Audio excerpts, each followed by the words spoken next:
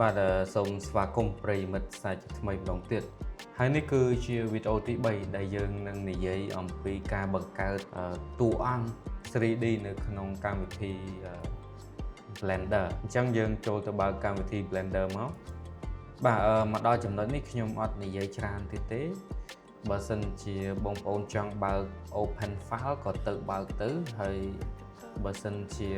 យើងកលេចមកកន្លែង Recent File នេះយើងឃើញមាន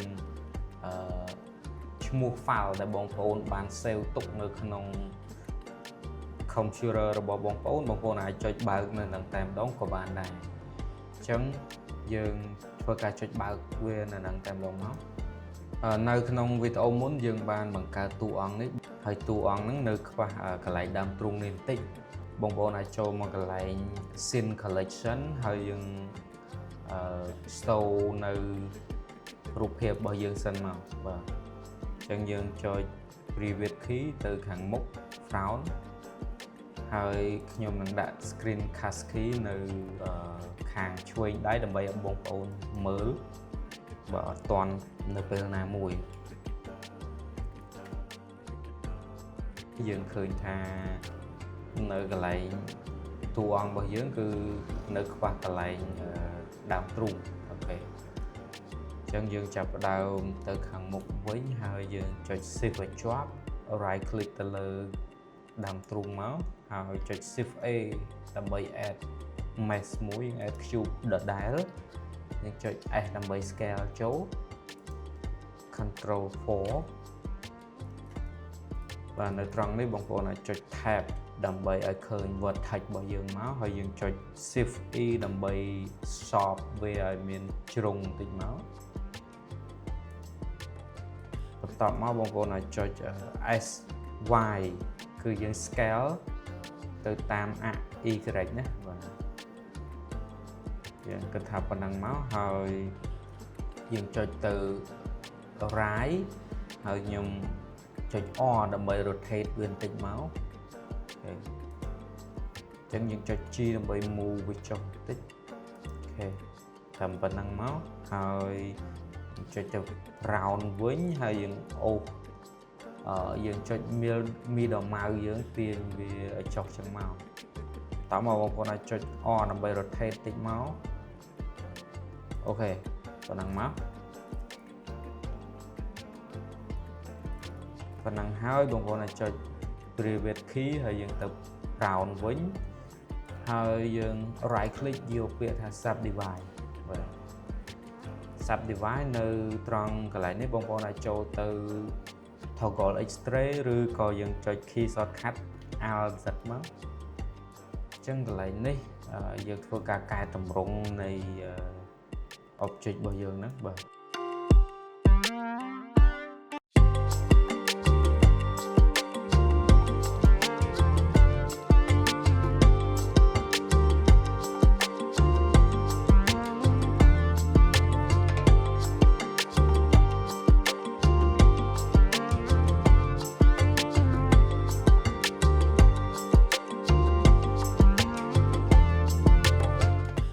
អញ្ចឹងយើងចុច Private Key មកខាងមុខហើយ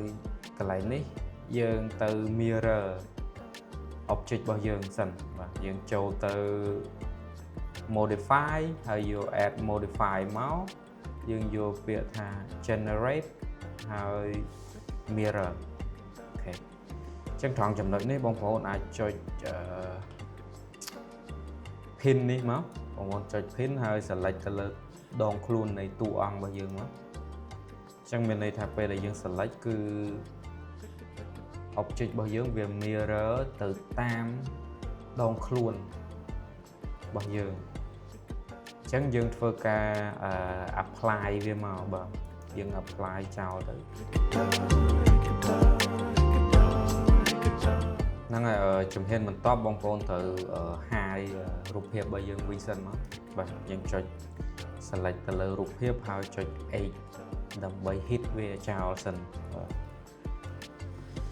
ខាងនេះយើងចុចទៅ Urai ហើយ select ទៅលើរូបភាពចុច H ដើម្បី hit ចោលយើងចូលទៅខាងមុខវិញអូខេមកដល់ចំណុចនេះតើយើងគួរ join object យើងដោយរបៀបណាអញ្ចឹងខ្ញុំសូមនិយាយបន្តិចobject របស់យើងតួអង្គរបស់យើងវាមានច្រើន object បញ្ចូលគ្នាដូច្នេះបងប្អូនត្រូវ join ក្បាលនិងកកជាមួយគ្នាហើយនឹងតួខ្លួនត្រឹមកដៃហើយនឹងជើងគឺត្រឹមកជើងណាបាទអញ្ចឹងឥឡូវយើងចាប់ផ្ដើម join វាតែម្ដងយើង select ទៅលើ object ទាំងពីរនេះមកយើងចុច shift បញ្ជាប់យើង select ទៅលើ object មួយដើម្បីធ្វើជា main object ក្នុងការ select ណាបាទនៅក្នុងកម្មវិធីរបស់ Blender ក៏វាមាន main មានកោយ៉ាងដែរដល់ពេលណាយើងអត់បាន select ទៅលើ object ណាពេលខ្លះវាអត់ affect ទៅលើអ្វីដែលយើងធ្វើហ្នឹងទេអញ្ចឹងបងប្អូនត្រូវ select ទៅលើ object មួយណាដើម្បីឲ្យវាមានខ្សែពណ៌ទឹកក្រូចមកទើបដឹងថា object ហ្នឹងគឺជា object main នៃការ select បាទអញ្ចឹងយើងធ្វើការ join បងប្អូនអាចចុច Control J ឬក៏យើងចូលទៅ object មកហើយយើងចុចថា join នេះចំណុចបន្ទាប់បងប្អូនត្រូវយកចំណុច origin ដែលមានពណ៌ទឹកក្រូចនេះទៅដាក់ចំកណ្ដាលនៃ object របស់យើងមូលហេតុអីបានខ្ញុំចង់ឲ្យបងប្អូនយកទៅដាក់អញ្ចឹងពីព្រោះថាពេលដែលយើង scope យើងត្រូវការ scope ឲ្យទៅតាមអាក់ដូចជាបើយើង scope ខាងស្ដាំឲ្យវា affect ទៅលើខាងឆ្វេងដូច្នេះបើសិនជា origin របស់យើងមិននៅចំកណ្ដាលនៃ object យើងទេប្រហែលជាវាអាចខូចទ្រង់ទ្រាយនៃ object របស់យើងមិនទៅតាមអ្វីដែលយើងត្រូវការទេអញ្ចឹងដើម្បី set origin ឲ្យទៅនៅចំចំណុចកណ្ដាលនៃ object របស់យើងគឺយើង right click មកហើយបងប្អូនយកពាក្យថា set origin ហើយ origin to geometry បាទអញ្ចឹងយើងឃើញថា origin របស់យើងគឺ load មកនៅចំណុចកណ្ដាលនៃ object របស់យើងបាទឥឡូវយើងចូលមកចំណុចទី2គឺតួខ្លួនអូខេតួខ្លួនគឺយើង select ត្រឹមកដៃមកកជើងអញ្ចឹងបងប្អូនទៅចូលទៅ toggle X-ray នេះមកបាទដល់មកយើង left click ទៅលើលំហនេះមកដើម្បីឲ្យវាដោះ select ហើយយើងចុចទៅ frown ហើយបងប្អូនយក select box ចេះមកបាទអញ្ចឹងដល់ពេលយើង select box អញ្ចឹងយើងឃើញថាយើងដោយទៅក្បាលដែរមែនទេបាទអញ្ចឹងបងប្អូនអាចចុច C មកហើយយើងចុចមើលដល់ mouse ទៅលើក្បាលរបស់យើងមកបាទតមកទៀតបងប្អូនអាចនេះកន្លែងនេះមានកដៃមួយបាទអញ្ចឹងយើងចុច C មកដើម្បី select ទៅលើអូខេអញ្ចឹងប៉ុណ្ណឹងបាទហើយកជើងនេះគឺយើងទុក2ណាអត់ select ទេយើង select ត្រឹមតែប៉ុណ្ណឹងទៅហើយបន្តមកទៀតគឺបងប្អូនចុច shift ឲ្យជាប់ហើយយើង select ទៅលើតួខ្លួននៃតួអង្គរបស់យើងមកដើម្បីជា main object ក្នុងការ select ពេលដែលបងប្អូន join គឺ origin របស់យើងនៅចំកណ្ដាលហ្នឹងតែម្ដងបាទអូខេឥឡូវយើងចាប់ផ្ដើម join យើងចូលទៅ private key ហើយ frown មកយើងចុច control J បាទឬក៏ចុចចូលលើកន្លែង object នេះមកហើយយើងយកពាក្យថា join នេះទៅបាទអញ្ចឹងទៅនេះក៏យើងធ្វើដូចក្បាលមិញដដែលយើង right click ហើយយើងយក set origin ហើយ origin to geometry បាទដើម្បីឲ្យ origin របស់យើងនៅចំចំណុចកណ្ដាលនៃតួខ្លួនរបស់យើងតែម្ដងអូខេឥឡូវយើងចូលមកដល់ប្រអប់ដៃបងប្អូន select ដូចមិញដដែលយើងចូលទៅ X-ray toggle ដើម្បីងាយស្រួលក្នុងការ select ទៅលើ object ណាដែលវាបាំងនៅខាងក្នុងអីចឹងណាដែលយើងអត់ឃើញអញ្ចឹងវាឆ្លុះទៅយើងអាច select បានអូខេយើង select មកហើយបងប្អូនចុច shift ឲ្យជាប់ select ទៅលើ main object មួយមកដើម្បីឲ្យវាចេញពណ៌ទឹកក្រូចចេះយើងសម្គាល់ថាវាជា object មេក្នុងការ select បាទអាហ្នឹងតើឯងចុច control J បាទហើយកន្លែងនេះគឺជាចំណុចសំខាន់ដែលបងប្អូនត្រូវដឹងបាទពីព្រោះថាបើសិនជាបងប្អូនមិនបាន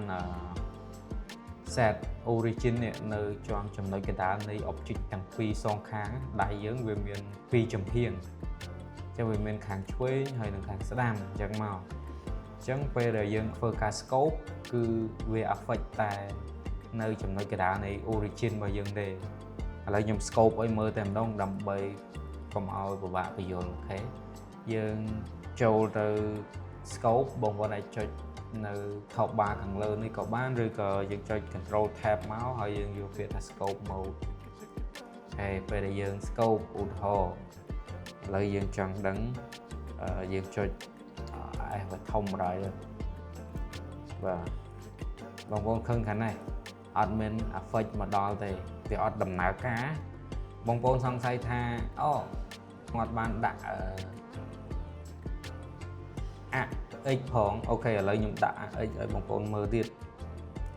យើងចូលទៅ scope mode ដដែលតមកនេះយើងដាក់ទៅ x ដើម្បីវា mirror ទៅម្ខាងទៀតណាបាទឥឡូវយើងយកស្អី draw នេះមកហើយយើងយកឲ្យខ្លាំងតិចអូខេ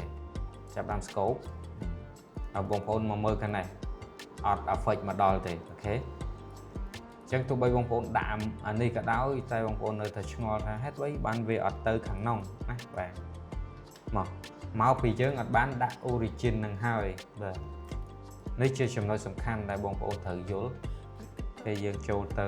object mode ហើយយើង set origin យើង right click មកយើង set origin យកពាក្យថា origin to geometry បាទអញ្ចឹងបងប្អូនមកមើលមកឃើញថា origin របស់យើងគឺនៅចំកណ្ដាលនៃ object តែម្ដងអញ្ចឹងបងប្អូនចង់ដឹងថាវា affect អត់អាចចូលទៅបានគឺយើងចូលទៅ scope mode មកដាក់ x នេះ affect មកអញ្ចឹងដល់ពេលយើង scope ឧទាហរណ៍ scope បងប្អូនអាចមើលវា affect មកដល់ខាងនេះហើយណាបាទ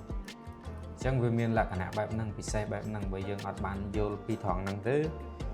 គឺប្រហែលជាខុសហើយបាទតែឥឡូវយើងចាប់ផ្ដើមជួញនេះជាបន្តទៀតជួញជើងវាមានពីរណាបាទប្រអប់ជើងហើយនឹងកន្លែងកជើងនេះអញ្ចឹងយើងត្រូវជួញវាចូលគ្នាដើម្បីឲ្យមើលទៅវាស្អាតអូខេអញ្ចឹងយើង select ទៅលើ main object នេះមកមួយមកហើយបងប្អូនអាចចុច control J ហើយយើង set origin ដើម្បីឲ្យនៅចំណុចកណ្ដាលនៃ object របស់យើងដដែលមកបាទប៉ុណ្ណឹងអូខេហើយ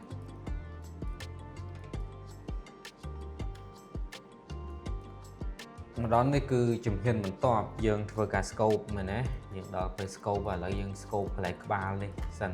ចុច control tab មកយក scope mode អូខេពេលដែលយើង scope អត់មាន effect ចឹងមានន័យថាម៉េចមានន័យថាបងប្អូនអត់បាន select ទៅលើ object ហ្នឹងទេអញ្ចឹងវាអត់ effect ទេតើតើបងប្អូន select ទៅលើ object ណាមួយដែលចង់ scope សិនទៅយើងអាច scope បានបាទអញ្ចឹងយើងចូលទៅ top bar ខាងលើនេះយើងយកដូរទៅ object mode ហើយយើង select ទៅលើ object ហ្នឹងសិនហើយបងប្អូនដូរទៅ scope mode មកគឺយើងអាច scope បានអូខេនេះត្រង់ចំណុចហ្នឹងតែយើងធ្វើម៉េចនៅក្នុង scope mode បើសិនជាបងប្អូនយើងចូលទៅ top bar ហ្នឹងយើងដូរពី scope mode មក object mode មក scope mode វាធ្វើឲ្យ view ការរបស់យើងត្រូវធ្វើម៉េចអញ្ចឹងវាមានចំណុចពិសេសមួយនៅក្នុង Blender ដែលយើងត្រូវដឹងគឺយើងអាចបដូរការ select នៅក្នុង object mode បានពេលដែលបងប្អូនដាក់ cursor ទៅលើ object មួយណាដែលយើងចង់ select ហើយយើងចុច Alt Q មកគឺវាចុច alert ក្រហមមានន័យថាយើងបាន select ទៅលើ object ដែលយើងចង់ select នឹងហើយបាទ អូខេឥឡូវយើងចូលមកឥឡូវខ្ញុំ select ទៅលើក្បាលសិនដើម្បីឲ្យបងប្អូនយល់បន្តិចឥឡូវយើង select បានណានៅក្នុង scope mode ហើយយើងចូលមក scope ម្ដងយើងឃើញថ្នេរនេះយើង scope មកពេលដែលយើង scope ចឹងយើងឃើញថាថ្នេរដែលនៅត្រង់ object ដែលជួបគ្នាហ្នឹងពេលដែលយើង scope គឺវាអត់ symmetry គ្នាទេមានន័យថាវាអត់ ស៊ីសាច់គ្នាណាបាទអញ្ចឹងយើងត្រូវធ្វើដូចម្ដេចដើម្បីឲ្យវាស៊ីសាច់គ្នា smooth ល្អឲ្យមើលទៅឃើញសាច់តែមួយអញ្ចឹងយើង control back មកវិញគឺបងប្អូនត្រូវទៅ remesh វាសិននេះយើងត្រូវទៅ remesh សិនណាបាទអញ្ចឹងបងប្អូនចុចទៅលើនឹងមកហើយយើងចុច remesh មកបាទពេលដែលបងប្អូនចុច remesh បែបហ្នឹងគឺយើងឃើញថាសាច់នៃ object របស់យើងគឺស៊ីជាប់គ្នាហើយប៉ុន្តែបែរទៅជាវាមានកលាធំទៅវិញណាអញ្ចឹងយើងអត់ចង់បានបែបហ្នឹងទេយើងអត់ចង់បានឲ្យវាបែកទ្រង់ទ្រាយខ្លាំងទេអញ្ចឹងបងប្អូនអាចចុច Ctrl Z មកវិញហើយយើងទៅកែតម្លៃលេខនៅកន្លែង remesh ហ្នឹងវិញណាបាទកន្លែង wall cell size នេះមកយើងខ្ញុំ recommend ឲ្យបងប្អូនកែដាក់ត្រឹមតែ0.025 មកបាទពេលដែលយើង remesh អញ្ចឹងគឺយើងឃើញថាសាច់នៃ object ទាំងពីរមិញហ្នឹងគឺវាស៊ីសាច់ជាប់គ្នាហើយបាទអញ្ចឹងយើងអាច scope បានឧទាហរណ៍ថាឥឡូវបងប្អូនដាក់ smooth មើលឃើញទេ smooth ទៅគឺ object របស់យើងឃើញសាច់តែមួយហើយអញ្ចឹងមកដល់កន្លែងចំណុចនេះក៏ដូចគ្នាយើងត្រូវទៅ select ទៅលើ object ដែលយើងចង់ select សិនទើបយើងអាច remesh នឹងបានណាបាទអញ្ចឹងយើងដាក់ cursor របស់យើងទៅលើ object តួខ្លួនសិនមកឲ្យចុច Alt Q មកបាទវា alert បែបហ្នឹងគឺយើងបាន select ហើយបងប្អូនខ្ញុំ recommend ឲ្យបងប្អូនដាក់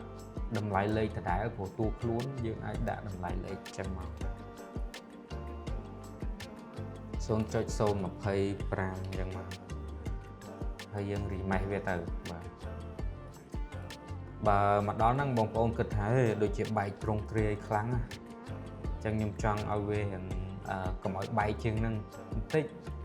បងប្អូនអាច Ctrl Z មកវិញហើយយើងទៅកែតម្លៃលេខហ្នឹងមកវិញមកយើងដាក់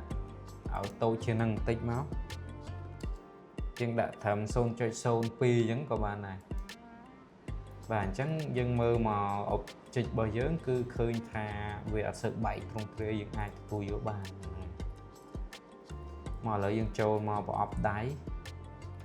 មានវិធីសាស្ត្រមួយទៀតបងប្អូនអាច select ទៅលើ object របស់យើងដែលយើងចង់ remesh ហ្នឹងមកបន្ទាប់មកបងប្អូនចុចអក្សរ R នៅលើ keyboard របស់យើងឃើញថាមានតម្លៃលេខដែលបងឲ្យបងប្អូនធ្វើការសារ៉េអញ្ចឹងកន្លែងនេះបងប្អូនអាចធ្វើការសារ៉េនៅលើនឹងក៏បានឬក៏យើងវាយតម្លៃលេខនេះក៏បានដែរបាទអញ្ចឹងខ្ញុំធ្វើការសារ៉េទៅលើចុច R មើល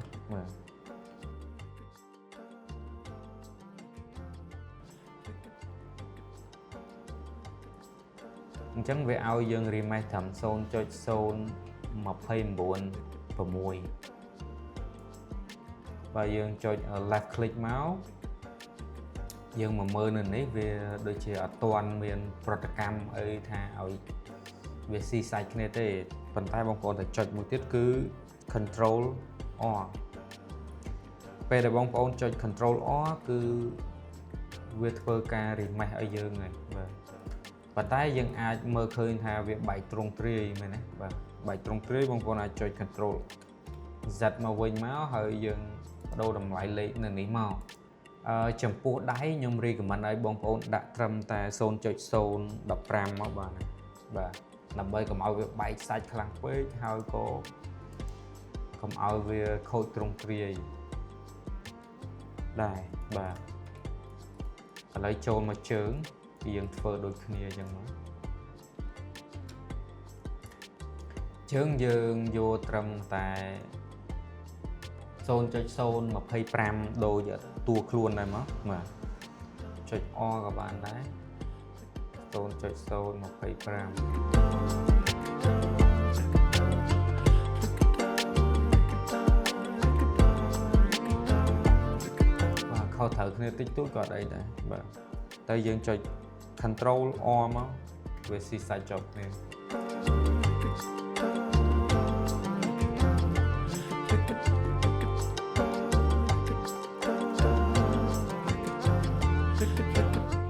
អូខេហ្នឹងហើយបងប្អូន